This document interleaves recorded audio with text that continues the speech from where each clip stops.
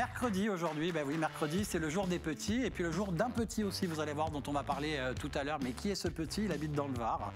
Voilà, il s'appelle Augustin, en fin de compte. Mais pourquoi attendre pour parler de cet Augustin? Je vais passer tout de suite la parole à toi, Sophie. Écoute, apparemment. Tu me laisses commencer l'émission, c'est la fête. Donc voilà, je devais souhaiter un bon anniversaire, Augustin, pour tes 4 ans. Voilà, donc Lou m'a accompagné. C'est ton fils. C'est mon fils, mon petit dernier. Ton petit dernier, voilà. Maintenant, il va comprendre qu'on embarque le fameux doudou, le petit Lou, comme ça, et puis que l'émission est rediffusée à un autre moment. Donc, ça va être dur à expliquer tout ça. Ouais, mais je vais m'en sortir. Tu m'as donné des tuyaux, Philippe. Ouais. Et puis après d'autres tuyaux, c'est toi, Frédéric, qui va nous les donner aujourd'hui aussi. Bah oui, mercredi, c'est ravioli, et donc je suis là. Il n'y a aucun rapport entre tout ça, mais bon, c'est pas grave. Tu as plus la tête d'un cannelloni quand même. Hein, merci. Et aujourd'hui, tu nous parles de conseils, peut-être vacances. Vacances, j'oublie tout. Ça y est, on va peut-être pouvoir partir en vacances cet été. Allez, soyons très optimistes. J'ai toutes les solutions et tous les petits bons conseils à vous donner. Les vacances, justement, nous, on les vit, mais aussi, pareil, il y a 1 an et demi en arrière, encore quand les choses étaient encore possibles, il y avait des Américains qui venaient, qui faisaient des tours opérateurs et qui venaient jusqu'à chez nous avec une thématique forte, la cuisine. Et finalement, récemment, cette cuisine a été récompensée voilà, tout simplement, on a une étoilée avec nous, Nadia Samut, qui est basée dans le Vaucluse, à Lourmarin. Bonjour Nadia. Bonjour. Alors, si je t'invite, parce que c'est région PACA, c'est vrai, mais finalement, tu es surtout la première chef étoilée qui est récompensée pour une cuisine sans gluten. C'est vrai. Une cuisine, je dirais même inclusive de son territoire, mais effectivement sans gluten parce que je suis malade cœliaque et que j'en ai créé un univers culinaire dans mon territoire avec des farines exceptionnelles. Malade cœliaque, c'est avoir une allergie au gluten avec de réels problèmes d'intolérance, ouais, voilà, et avec de réelles réactions finalement santé là-dessus. Mais on va voir que, accroché au territoire, justement, on va voir avec elle on peut cuisiner toutes sortes de produits, notamment notre pois chiche. Tout à fait. On va pouvoir élargir aussi sur certaines farines et autres, et notamment grâce à un ouvrage que tu as sorti qui est Construire un monde au goût meilleur, tout simplement, sorti en octobre dernier, le 28 octobre dernier, pour être précis. Cet ouvrage, justement, où tu donnes pas mal de petits conseils cuisine.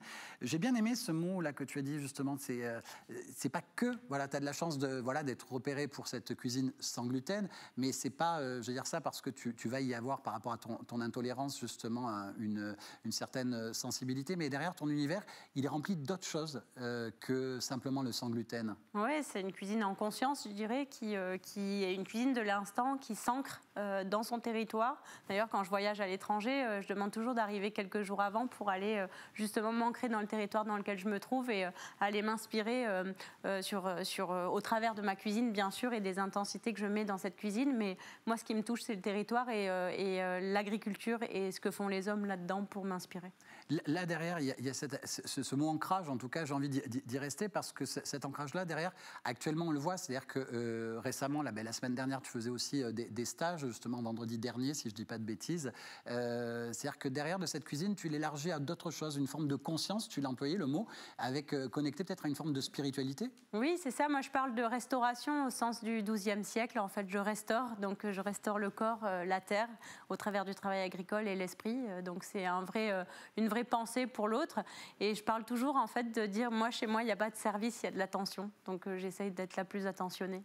Le mot spiritualité, ça veut dire, on va peut-être parler d'ayurvédique, notamment derrière, mais d'autres thématiques comme ça qui sont, j'allais dire, qu'on associe au bien-être, mais c'est pas forcément dans ce sens-là que tu veux l'offrir. Moi, je parle beaucoup de vie et de régénération et tout ce que l'on peut avoir comme attention et comme réflexion, qu'elle soit culinaire, depuis la semence déjà, moi j'ai mon potager, mais pas que, je travaille avec des agriculteurs autour de moi, et ensuite la manière à laquelle on va venir poser cet aliment dans le corps, tout a un sens en fait, et j'aime bien le raconter, oui.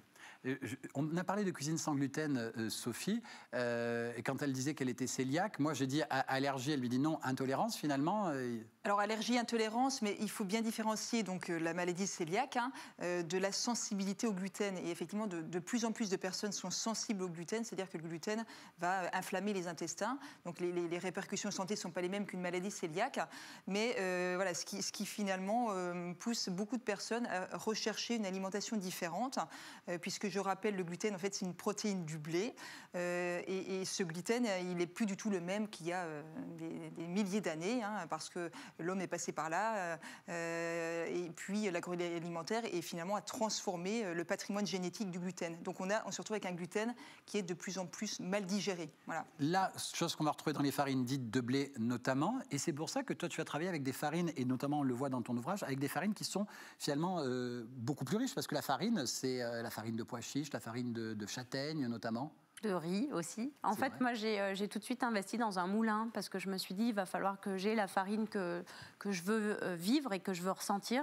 Donc, je me suis dit, je vais acheter un moulin. Donc, j'ai investi dans un moulin assez important et j'ai accompagné les filières agricoles sur mon territoire, donc la région sud. À côté de chez moi, il y a un lycée agricole de Avignon et de l'Île-sur-la-Sorgue. Et j'ai eu envie de participer à ça en disant, le pois chiche, c'est quand même une plante de rotation qui répond à la problématique des enjeux climatiques et environnementaux, qui est riche de protéines, mais en plus riche de culture, parce qu'en fait, dans notre région, le pois chiche, on l'a partout, depuis longtemps, en Italie aussi, et finalement, on a un souvenir, et je trouve que le souvenir culinaire, adossé au goût, nous met en fait dans un état de bien-être naturel et de bien vivre, et du coup, j'ai acheté ces moulins pour écraser mes propres farines. Donc, mon moulin s'appelle Commensal et j'ai aussi une boulangerie, une meunerie et une pâtisserie là-bas, à Cavaillon exactement. Et on fabrique des produits qu'on diffuse dans toute la France. Et avec ça, j'accompagne des chefs, des boulangers, des pâtissiers à cette transition, mais à cette envie en fait de vivre ces farines-là parce qu'elles sont différentes et parce qu'elles enrichissent aussi le patrimoine et le savoir-faire. Et là, tu y travailles justement sans lactose, sans œufs, justement, et toujours issu de l'agriculture locale. C'est-à-dire que la thématique du pain ou de la pâtisserie, c'est aussi une réflexion un peu, ou que tu pousses un peu plus loin. Oui, bien sûr. Cette localité, elle est fondamentale, parce que mon idée, c'était de se dire, quand je suis sur mon territoire, quels sont les ingrédients que je vais trouver autour pour créer une expérience culinaire. Et je trouvais souvent que dans nos régions, on avait perdu le sens premier des fabrications de produits typiques de notre région, parce qu'on prenait les choses à droite, à gauche. Et je me suis dit non, je vais revoir ça, je vais me dire qu'est-ce que j'ai autour. Donc moi j'ai des pommes dans la plaine de la Durance, j'ai le riz en Camargue, pas très loin, j'ai le pois chiche juste à côté, j'ai la châtaigne à Colobrières et j'ai du riz, du sarrasin pardon, que je fais venir d'ailleurs pour le coup, mais de plus en plus des agriculteurs m'ont amené du sarrasin. Le sarrasin, là tu en parles, cette farine-là notamment, elle permet énormément de choses aussi. On y retrouve des recettes avec toutes ces farines-là à l'intérieur? Oui, bien sûr, mais surtout ce qu'on va retrouver dedans, c'est une initiation déjà à s'approprier les ingrédients, donc effectivement ces farines, parce que par exemple avec une farine de pois chiche, on peut faire du lait de pois chiche. Et avec un lait de pois chiche, je vais pouvoir faire une glace au pois chiche qui a un goût de noisette torréfiée. Et puis derrière, je vais peut-être utiliser ce lait de pois chiche pour en faire un tofu, qu'on appelle le tohu en Birmanie, et qui me permet de faire une crème pâtissière végétale. Donc en fait, moi, c'est l'ingrédient qui m'intéresse, et quand je fais ces farines et que j'initie les gens, ce livre permet en fait de voir que ce monde est possible. Et tu le disais, c'est-à-dire que ces goûts-là, finalement associés à des souvenirs d'enfance, c'est-à-dire en le transformant, en tout cas en le visitant autrement, ce rappel du petit goût, finalement, c'est notre Madeleine, et quelque part, et c'est la sensation et l'émotion que tu veux réveiller chez les gens, et c'est pour ça que cette idée de te connecter au territoire. Le pois chiche, tu le connais comment, toi, Frédéric? Dans le couscous, comme tout le monde, je pense, de manière principale. C'est marrant. Seulement? Seulement, oui, c'est vrai qu'on a une vision un petit peu réductrice du pois chiche. On se dit, bon, mis à part dans le couscous, on le mange pas. Et si je te parle de cad, ça te dit rien? Ah oui, bien entendu, c'était également ça, oui, à Toulon. Et les salades de pois chiche non plus? Pas vraiment, non. Donc c'est marrant. Finalement, j'ai une culture beaucoup plus méditerranéenne, parce qu'italienne, etc. et tout, donc c'est vrai que le pois chiche, moi, fait partie totalement de ça. Cette idée de la cad, finalement, qui se cuisine d'une certaine manière, c'est ça aussi, c'est aller travailler cette farine différemment. Là-dedans, donc tu parlais d'expérience qu'on va vivre avec ce livre, expérience avec le lieu. Moi, je suis assez surpris parce que je trouve que ton discours est, je dirais, plutôt inhabituel dans le monde de la cuisine. Je ne sais pas s'il est inhabituel. En tout cas, je trouve que la cuisine, c'est vraiment le prolongement de soi-même et une émotion très particulière que l'on a envie de transmettre. Et moi, c'est celle qui me parcourt. Donc, moi, j'ai eu des problèmes de santé assez importants. Et il y a 10 ans, j'ai été alitée pendant presque 2 ans. Et à l'issue de ça, j'ai décidé, en fait, parce que je me suis relevée et encore plus forte, de créer ce monde au goût meilleur. Donc, c'est de cette façon-là que je le transmets dans mon restaurant, dans mon lieu de vie, dans tout ce que je fais. Et un lieu de vie aussi pareil, que tu dois aussi un peu à tes parents, puisque c'est eux aussi avec qui tu vas grandir. L'association avec la cuisine, la famille était totalement connectée déjà à ce monde de la restauration, avec Reine Samut notamment. Mais moi, en plus, je ne voulais pas du tout faire de restauration, parce que j'ai vu mes parents travailler toute leur vie et jamais avoir de temps pour nous. Et je disais, mais jamais de la vie, je vais rentrer là-dedans. Et en fait, à un moment donné, je me suis dit, c'est pas possible. Si moi je me relève et que j'ai cette chance d'avoir ce patrimoine familial et cette transmission extraordinaire et d'être ancré dans un territoire extraordinaire sur le milieu rural et l'agriculture, ben, je dois le transmettre. Donc je me suis complètement concentrée et c'est devenu assez naturel. Voilà. Et c'est marrant parce que tu viens de faire ce naturel quasiment là, puisque finalement l'ancrage, c'est justement axer j'allais dire le ciel et la terre, etc., et se retrouver vraiment droit dans ce sens-là. Et j'ai envie de revenir sur ces formations justement que tu fais chez toi. Le vendredi dernier notamment, voilà, il y a des trucs, par exemple, l'ayurvédique, c'est par exemple des massages, tu m'en parlais tout à l'heure hors antenne, que tu vas faire par exemple avec des pois chiches justement, mais oui, il y a une raison là derrière. En fait, c'est effectivement, on ne va pas faire des massages pour faire des massages. D'abord, c'est un vrai parcours de vie et de reconnexion à soi et certainement à l'ancrage justement. Et effectivement, le pois chiche en Inde fait partie dans les massages d'un mélange que l'on fait sur l'Upvartana, c'est un mélange que l'on va faire pour un certain massage qu'on va faire avec justement du pois chiche, de la farine de pois chiche, de l'argile. Là, nous, on met de la poudre de rose et du fenugrec, mais on pourrait mettre d'autres herbes, d'autres choses. En fait, c'est ce qui est super intéressant, c'est de savoir qu'on peut nourrir son corps de l'intérieur comme de l'extérieur et voir les côtés bienfaiteurs, entre guillemets. Tout à l'heure, on parlait de ces tours opérateurs américains qui venaient jusqu'à chez toi, mais tu n'es pas la seule dans la région. Il y a notamment M. Bérard aussi à la Cadière d'Azur, du côté de Fayence, c'est Clémence Caro. Oui. Aussi pareil, donc c'est-à-dire qu'il y a d'autres figures. Hermance, pardon, oui, Hermance Caro aussi pareil, au Cassé-la-Race, et qui pareil, ce sont vraiment, je veux dire, plusieurs personnalités, c'est-à-dire que l'intérêt de notre cuisine, en tout cas, fait voyager les gens, et puis peut-être que cette parenthèse du Vaucluse nous donnera dans quelques temps peut-être envie d'aller faire un petit tour dans le Vaucluse, pourquoi pas. Bienvenue. Dans le Vaucluse, et pourquoi pas. Et là, on a un juriste qui nous sort du chapeau et qui dit attention, les vacances, il y a des choses à savoir. Ben oui, peut-être que ça y est, on va peut-être pouvoir enfin partir en vacances cet été. Allez, soyons un petit peu optimistes. Espérons que cette crise sanitaire cet été sera derrière nous. Et si vous souhaitez partir en vacances, louer par exemple un appartement ou une maison, il y a quelques petits pièges à éviter, quelque chose à savoir. Tout d'abord, la première chose, la différence déjà entre les arts et les acomptes, puisque souvent on entend parler d'art ou d'acompte. Quelle est la différence entre les deux termes ? Elle est importante puisque les arts, en fait, vous permettent, en cas de volonté de vous dédire, c'est-à-dire si vous souhaitez annuler, de récupérer la somme que vous avez versée au propriétaire. Alors, du côté des propriétaires, généralement, bien entendu, on prévoit un calendrier de restitution des arts. C'est-à-dire, si vous annulez 6 mois avant, on vous restitue la totalité de vos arts. Si vous annulez 3 mois avant, allez, 50%, et puis un mois avant, on ne vous restitue rien, on dit c'est trop tard. Les arts, pareil, souvent j'entends des personnes dire qu'il y a un montant qui est fixé par une loi, un décret. Non, il n'y a pas de montant. L'usage, généralement, c'est 25% du prix de la location pour les arts, mais ça peut être un peu moins ou un peu plus, ça dépend tout à fait. À distinguer donc de l'acompte, puisque l'acompte, lui, vous engage définitivement à payer la totalité du prix. C'est-à-dire que si vous signez un contrat dans lequel vous versez 10% d'acompte, vous devrez, même si vous n'y allez pas, même si vous décidez de vous dédire, de vous désister de votre demande, verser les 90% restants. C'est la différence. Et sachez que s'il n'y a rien écrit dans le contrat, c'est obligatoirement des arts. Des arts. Exactement. Première chose, ça c'est déjà au niveau de la réservation. Deuxième chose, se renseigner également si la location existe bien, puisqu'il y a souvent une petite escroquerie qui tourne assez régulièrement, c'est-à-dire que vous arrivez sur votre lieu de vacances, et bien la maison n'existe pas. Ça, c'est déjà vu. Ça va peut-être se voir encore cet été. Alors, les petits conseils sont simples pour éviter ça. Déjà, lorsque vous effectuez le paiement de réservation, donc les arts, ne faites pas de virement. Ne faites aucun virement. La chose la plus simple, ce que vous faites, vous envoyez un chèque directement à l'adresse de la location et au nom du locataire.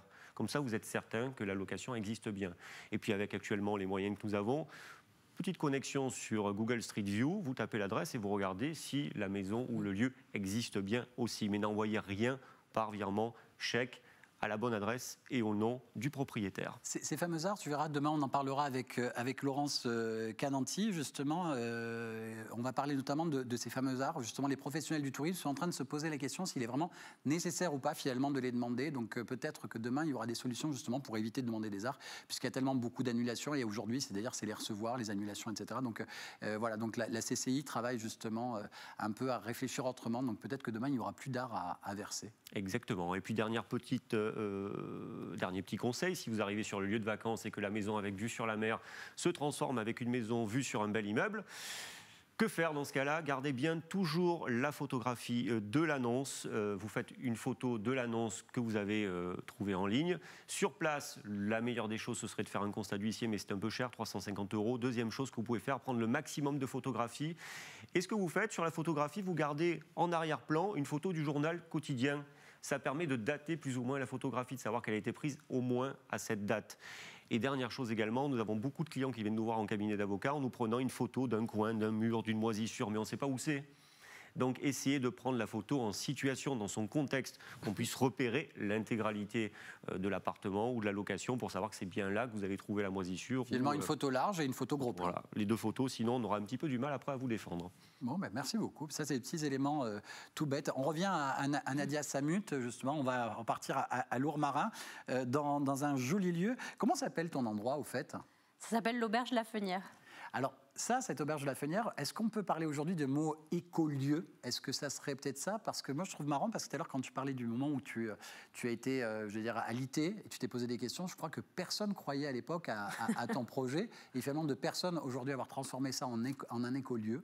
Oui, c'est vraiment ça, c'est un écolieu, c'est un lieu où on vit tout en conscience et où j'essaye d'avoir l'attention maximale justement sur les détails de cette éco-responsabilité. Mais bon, ça, moi, je l'incarne au quotidien parce que j'en ai besoin pour ma vie personnelle, mais j'aime le transmettre.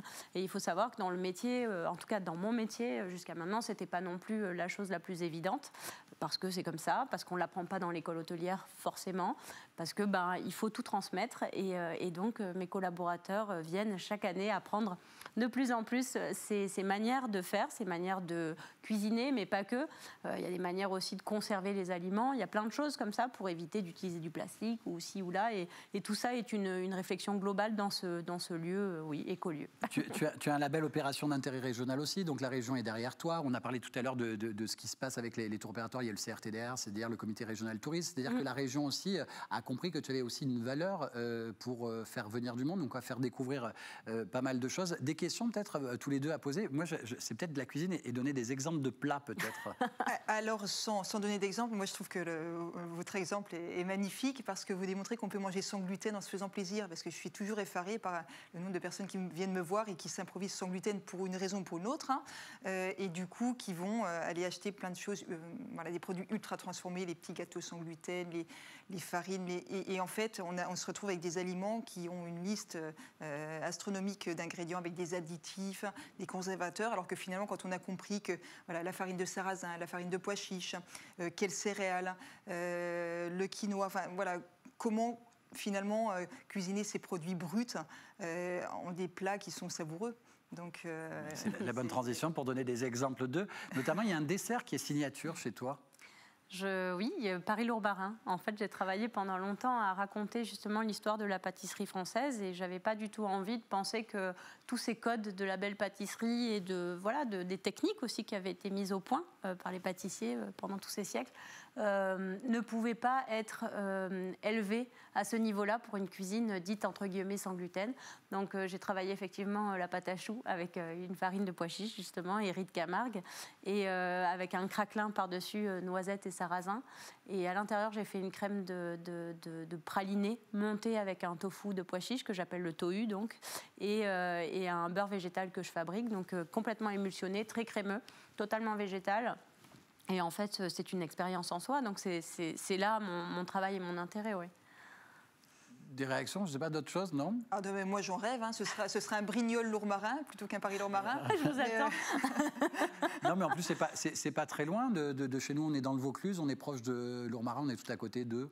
On est à côté d'Aix-en-Provence, pas très loin, 30 minutes. Oui, donc c'est-à-dire que c'est quelque chose qui n'est pas très loin pour vivre une expérience culinaire. Et je rappelle aussi pareil, quand je dis premier chef étoilé de cuisine sans gluten, c'est premier chef étoilé au monde. C'est-à-dire que c'est pas juste dans la région, c'est pas voilà. C'est-à-dire que c'est la première fois que quelqu'un est remarqué ou en tout cas par ce... Sur cette réflexion, oui. Et d'ailleurs, pour moi, c'était important de montrer que la gastronomie française s'ouvrait justement à cette inclusion, qui n'était pas du tout stigmatisante ni ayatollah, mais c'est pour ça que j'ai énormément travaillé à l'expérience culinaire. Qu'est-ce que j'amène derrière ? qu'est-ce qui est vibrant en fait dans ces recettes.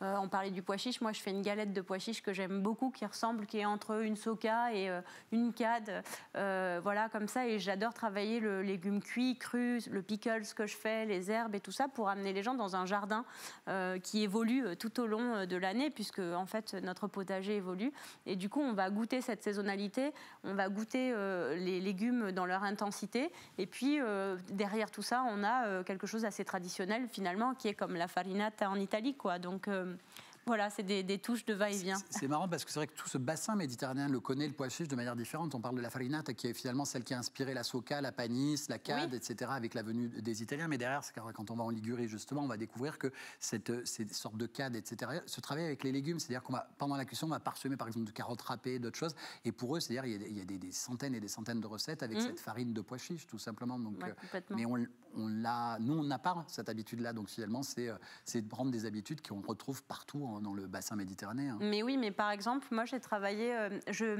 quand j'assaisonne mes plats, j'aime bien apporter des saumures ou des choses que je fais des conservations comme ça pour venir apporter une touche qui élève en fait. Un pickles, bien. Exactement, mais il peut y avoir du pickles, on peut aller travailler sur un vinaigre où on va apporter nous-mêmes notre acidité. Donc moi je fais tous mes éléments et notamment du miso. Donc je fais mon miso de pois chiche puisque je suis partie travailler au Japon sur le soja. J'ai appris beaucoup de choses et quand je suis revenue, je me suis dit non, moi c'est le pois chiche encore une fois. Donc je suis allée et j'ai travaillé justement les différents millésimes de ce miso. J'ai essayé de comprendre comment il allait avoir ce goût et comment nous on allait l'accepter en fait et comment on allait l'aimer ce goût. Et en fait j'ai pu l'introduire. Je fais un aigo bulido. C'est quoi ça? C'est l'aigo bulido en Provence, c'est le bouillon de soja et d'ail. Oui, d'accord. Et moi j'arrive derrière et je mets un petit peu de miso de pois chiche par exemple. J'avais l'impression que tu me parlais encore du Japon avec Aigo Bulego. Moi, je me suis dit, il y a peut-être un mot japonais.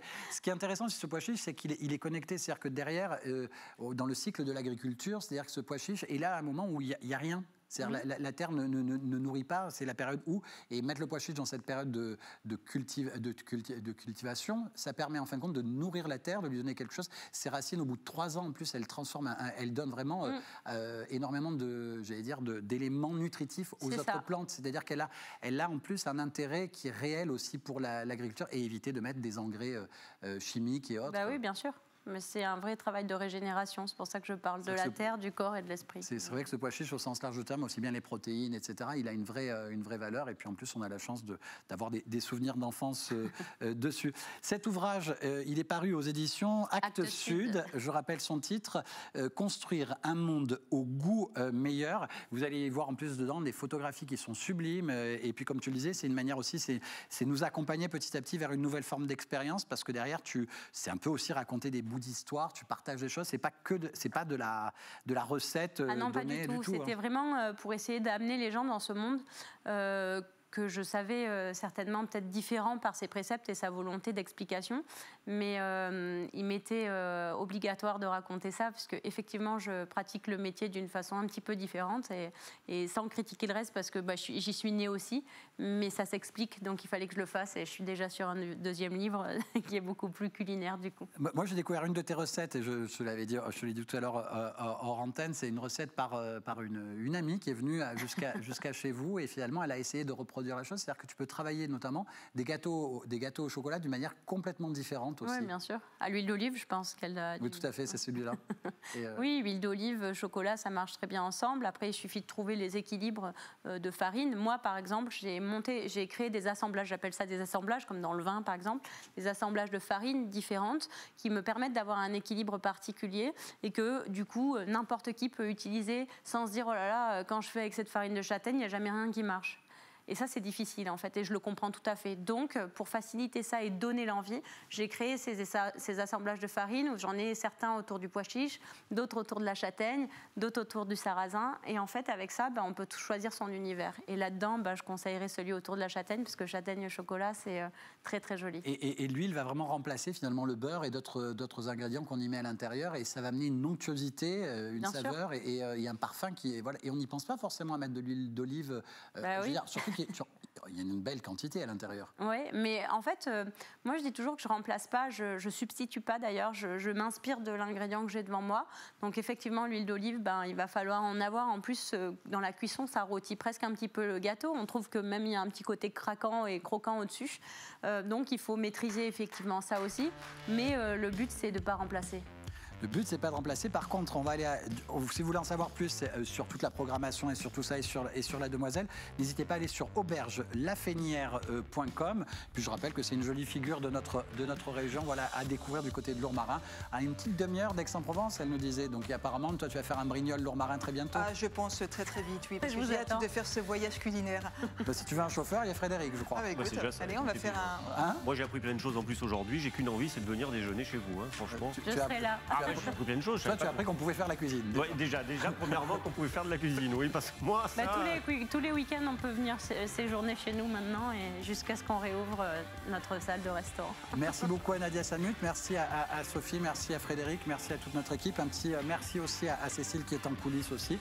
Gros bisous à tous. Merci Nadia surtout. Merci beaucoup. Merci.